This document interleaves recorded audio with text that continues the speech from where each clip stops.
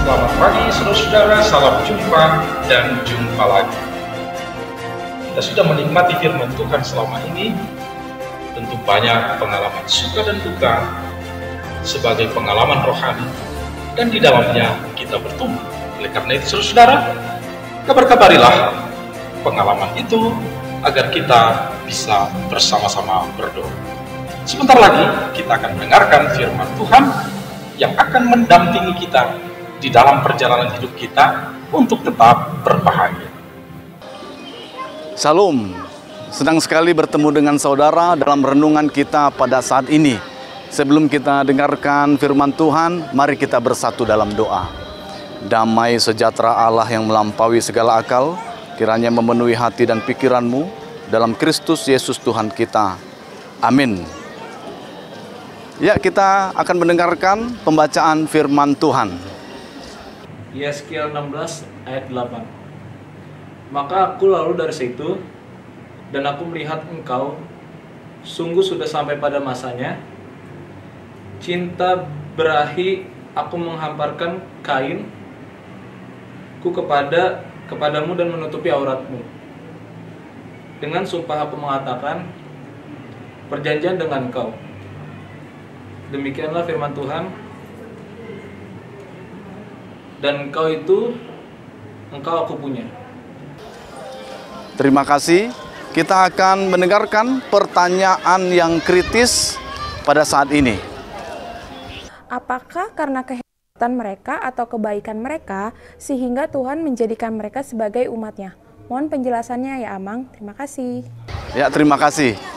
Itulah firman Tuhan sekaligus pertanyaan yang disampaikan di tengah-tengah renungan kita pada saat ini.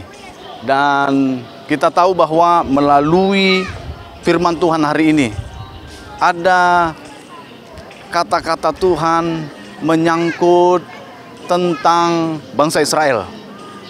Di teks ini dikatakan bahwa bangsa Israel sudah dewasa, bahkan punya keinginan untuk pasangan, dan Tuhan menghambat, Tuhan menutupi setiap keinginan mereka itu dengan penuh belas kasihan. Kita tahu bangsa Israel itu adalah bangsa yang dipilih oleh Tuhan. Dia dipilih bukan karena kehebatannya. Bangsa Israel dipilih bukan karena jumlahnya yang banyak. Bangsa Israel dipilih bukan karena alat perang, taktik, strategi, kehebatan, kepintarannya, sehingga dia bisa mempengaruhi orang lain. Tidak. Tuhan memilih bangsa Israel sebagai umatnya karena otoritas Allah itu sendiri, karena kedaulatan Allah itu sendiri. Bangsa Israel biasa saja, bahkan bangsa Israel jumlahnya sedikit saja. Bahkan di tengah-tengah firman Tuhan hari ini mau menunjukkan bahwa bangsa Israel yang telah dipilih kiranya tidak sombong, kiranya tidak tinggi hati, kiranya tidak menganggap dirinya hebat, spesial daripada orang lain, daripada bangsa lain. Tapi hendaknya dia rendah hati. Karena kalau kita baca di ayat yang pertama sampai akhir di perikop ini, itu ditunjukkan bahwa bangsa Israel sesungguhnya adalah bangsa yang lemah. Sejak kecil dia dibuang, dicampakkan. Sejak kecil bangsa Israel ini dilepas dan bahkan ditinggalkan. Sehingga ketika dia ditinggalkan dan terlantar, bahkan penuh dengan luka dan berdarah, Allah melihat, Allah memandang dan mengambilnya, membersihkannya, merawatnya, sehingga dengan cara itu dia bertumbuh dan bertumbuh sehingga menjadi dewasa. Dan itulah ilustrasi, itulah gambaran keberadaan bangsa Israel. Maka di sini mau dinyatakan bangsa Israel sebagai bangsa yang hebat, bangsa yang besar. Jangan sombong. Karena apa? Ada peranan Tuhan yang hebat pada mereka. Demikian juga dengan kehidupan kita. Sebelum kita melangkah maju untuk menata masa depan, hendaknya kita juga berkaca pada masa lalu. Siapakah diri kita?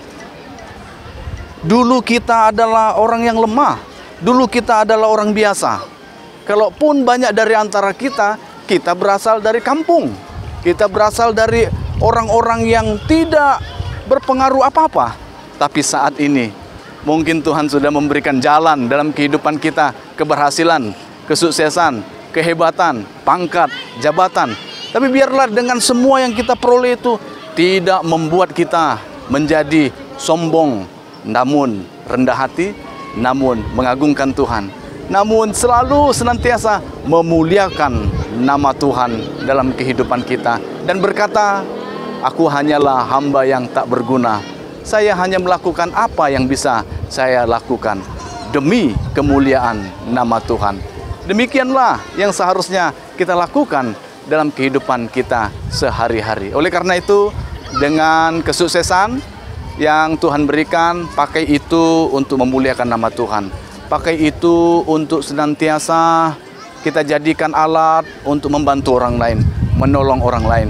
Kalau Tuhan memberkati kita melalui harta, bantu mereka yang membutuhkan. Bagi kita yang diberkati Tuhan melalui pangkat dan jabatan, bantu orang lain melalui setiap pangkat kita, kekuasaan kita itu, menolong orang lain supaya mereka memperoleh pekerjaan yang layak di tengah-tengah kehidupannya. Jangan korupsi, jangan kita mengabaikan apa yang dibutuhkan oleh banyak orang, karena kita sesungguhnya bukan apa-apa. Oleh karena itu, kiranya renungan hari ini menguatkan kita, siapa diri kita di waktu dulu, siapa diri kita di masa lalu, dan itu membentuk kita di masa sekarang, sehingga kita bisa merencanakan yang baik di masa depan.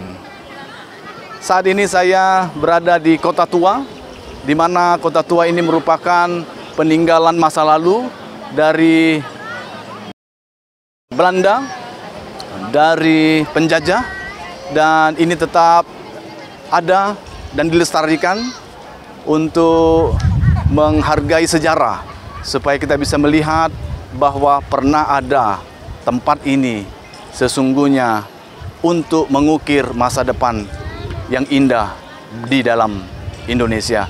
Supaya dengan Kota Tua ini, kita semuanya bisa melihat bahwa kota ini merupakan gambaran bahwa ada pernah sejarah yang indah di tengah-tengah bangsa ini dan penuh perjuangan sehingga kita merdeka, dan hendaknya mengisi kemerdekaan itu dengan penuh sukacita. Jangan lupa berbahagia dalam kehidupan kita dan hayati firman Tuhan senantiasa. Tuhan Yesus memberkati kita semua. Amin.